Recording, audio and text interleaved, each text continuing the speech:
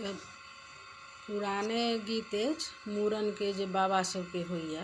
वही गीत अछि गाबै छी। सुनू। इंद्र सँ पूछ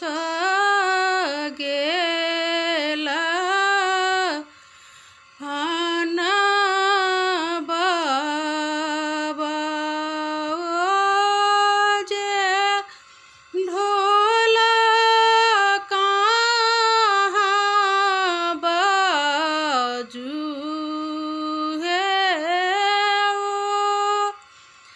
जे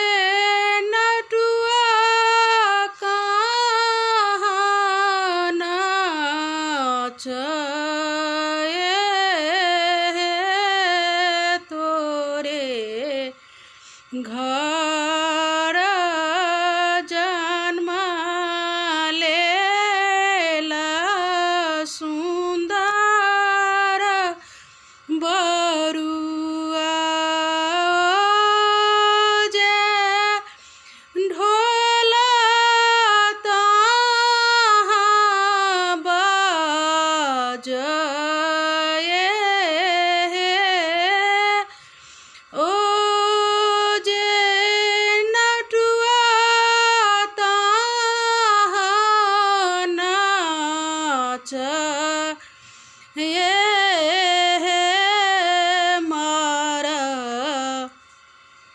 बही बैसल अपन बाबा ओ जे जंघा जोड़ी अपन आमा हे कोरा बैसल सुंदर बरुआ ओ जे मूड़न करए दिया हे मरबाही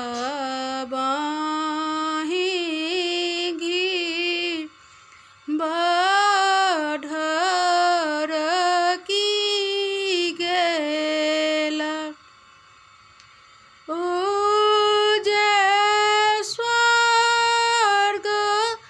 आई जोत भेल हे स्वर्ग के पितर आनंद भेला ओ